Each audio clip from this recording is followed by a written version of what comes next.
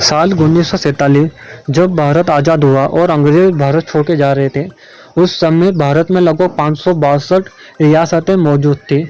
उसमें लगभग सभी ने भारत के साथ विलय में हाँ कर ली, सिवाय 3 रियासतों को छोड़ के। उसमें से एक थी कश्मीर, दूसरी जूनागढ़ और तीसरी हैदराबाद। दोस्तों उस समय हैदराबाद बहुत ज़्यादा शक्तिशाली हुआ करता है। हैदराबाद के पास खुद की ट्रेन सेवा, खुद का पोस्ट ऑफिस और खुद की सेना हुआ करती थी। उस समय हैदराबाद पे निजामों का राज हुआ करता था। उस समय आबादी और राष्ट्रीय उत्पाद के मामले में हैदराबाद सबसे अमीर राजघराना हुआ करता था। बात करें उसके क्षेत्रफल की, तो उसका क्षेत्रफल 82,691 वर्ग मील था, जो कि स्कॉटलैंड और इंग्लैंड से भी ज़्यादा था। हैदराबाद की 80% आबादी हिंदू हुआ करती थी, मगर अल्पसंख्यक होते हुए भी मुसलमान वहाँ के सभी महत्वपूर्ण पदों पर बैठे हुए थे। उस पर भी आलम यह हो चुका था कि वहाँ पे AIMI नाम की पार्टी बन चुकी थी, जिसका प्रमुख था कासिम रजवा, जो कि रजाकारों के साथ मिलकर हैदराबाद को स्वतंत्र देश बनाने के लिए सभाएं कर रहा था। वो हैदराबाद की सभी ट्रेनों को रोकते और वहाँ पे लोगों को परेशान किया करते थे और बाहर से सटे इलाकों पे लोगों की हत्याएं तक करते थे। हैदराबाद के निजाम भारत से विलय में इस कदर खिलाफ थे कि उन्होंने पाकिस्तान में मोहम्मद अली जिन्ना को पत्र लिखकर ये तक भेज दिया कि क्या आप भारत से जंग के में आप हमारा साथ देंगे, और इसके साथ उन्होंने 20 करोड़ रुपए तक मोहम्मद अली जिन्ना तक पहुंचा दिए। पर इसमें मोहम्मद अली जिन्ना ने यह पत्र लिखकर भेजा कि मैं मुट्ठी भर मुसलमानों के लिए पाकिस्तान के अस्तित्व पे खतरा नहीं आने दूंगा, आप अपनी जंग खुद ही लड़े। इधर जवाहरलाल नेहरू लॉर्ड माउंटबेटन की सलाह मानकर इसे शांतिपूर्वक हल करने के बारे में ही सोच रहे थे, पर इसके विपरीत सरदार वल्लभ भाई पटेल का मानना अलग था। उनका कहना था कि हैदराबाद भारत के पेट में कैंसर की तरह हमेशा ही दिक्कत देता रहेगा, इसलिए हमें जल्द से जल्द वहाँ पे सेना भेजकर हैदराबाद में भारतीय तिरंगा फहरा देना चाहिए, ताकि बाद में कोई दिक्कत नहीं आने पाए। सरदार पटेल बहुत ज़्यादा बुद्धिमान आदमी थे। उन्होंने पहले ही अंदाज़ा लगा लिया था कि हैदराबाद की मदद पाकिस्तान कर रहा है, और उनकी बात सच भी निकली। हैदराबाद ने भारत के खिलाफ होकर पाकिस्तान से हथियार मंगाना शुरू कर दिया। इसके अलावा हैदराबाद के निजाम ने यूरोप और अमेरिका में कई पत्र लिखे अपनी मदद के लिए, पर सबने एकमत होकर भारत के आंतरिक मामलों से दूर रहने को कहा। हैदराबाद के निजाम की लॉर्ड माउंटबेटन से सीधी पकड़ भी थी। दोस्तों निजाम ने जब अपने सेनापति को यूरोप भेजा हथियार खरीदने के लिए, तो जब वो यूरोप पहुंचा तो किसी भी यूरोपियन देश ने उसे हथियार देने से साफ मना कर दिया।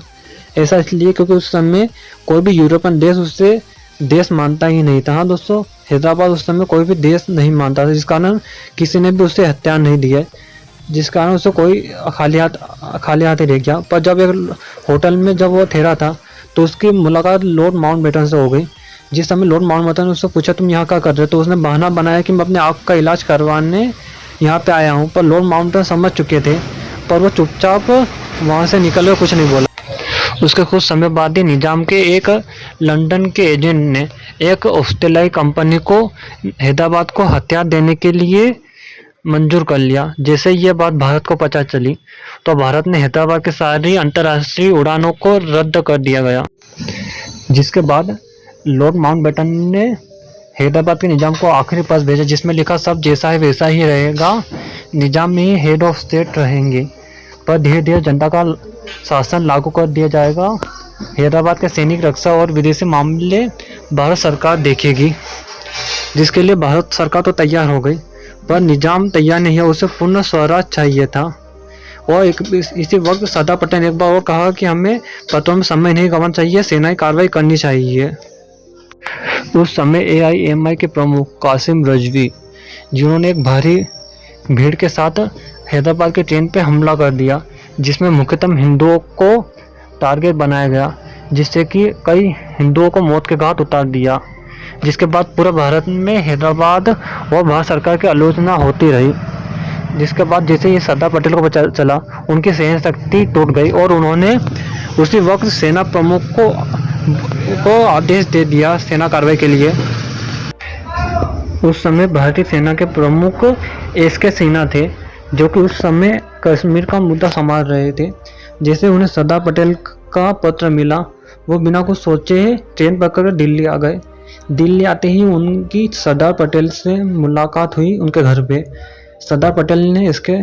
सिन्हा को बुलाया और कहा कि अगर हम हैदराबाद पे अगर सेनाई कार्रवाई करते हैं और अगर पाकिस्तान उसमें कुछ दखल करता है तो क्या तुम पाकिस्तान को रोक पाओगे? तो उसमें एस.के. सिन्हा ने कहा कि मैं अपने आखिरी सांस तक पाकिस्तान को रोक के रखूँगा, आप जब तक मुझे बोल लोगे। जिसके बाद सरदार पटेल ने 2 बार हैदराबाद के अंदर सेना कार्रवाई करने का प्लान बनाया, पर दोनों बार जवाहरलाल नेहरू ने उसे रद्द कर दिया। जिसके बाद हैदराबाद के निजाम ने श्री राम गोपालाचार्य गवर्नर जनरल को पत्र भेजा कि आप किसी भी तरह सरदार पटेल को रोको, उन्हें कहो कि वह ऐसा ना करे। जिसके बाद राम गोपालाचार्य दिल्ली नेहरू के पास गए और उन्होंने ये बात कही। जिसके बाद जवाहरलाल नेहरू ने पत्र का जवाब भेजने के लिए रक्षा मंत्री एच.एम. पटेल और वी.पी. मेनन की दोनों की बैठक बुलाई। जिसके बाद राम गोपालाचार्य और जवाहरलाल नेहरू दोनों मिलकर सरदार पटेल के पास गए समझाने के लिए।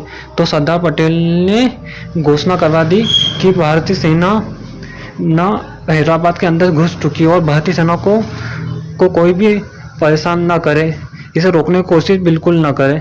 जिसके बाद जवाहरलाल नेहरू डर चुके थे कि इस पर पाकिस्तान कोई जवाबी कार्रवाई ना करे, पर सरदार पटेल को लगता था कि पाकिस्तान कुछ नहीं करेगा और हुआ भी बिल्कुल ऐसा ही। पाकिस्तान ने कुछ भी नहीं करा और 24 घंटे के अंदर भारतीय सेना पूर्व हैदराबाद के अंदर घुस चुकी थी और यह सिलसिला 5 दिनों तक चला। 5 दिनों तक भारत और हैदराबाद के बीच युद्ध हुआ, जिसमें ऑपरेशन पोलो कहा जाता है। ऐसा इसलिए कि उस समय पोलो का खेल दुनिया में बहुत ज़्यादा प्रसिद्ध था और ज़्यादा हैदराबाद में ज़्यादा पोलो के ही मैदान मौजूद थे। उस युद्ध में चले बहुत से लोगों की जान भी चली गई थी। लगभग 810 हैदराबादी सैनिकों को गिरफ्तार कर लिया गया और 1000 से ज़्यादा भारतीय सेना के लोग की मौत भी हो गई थी।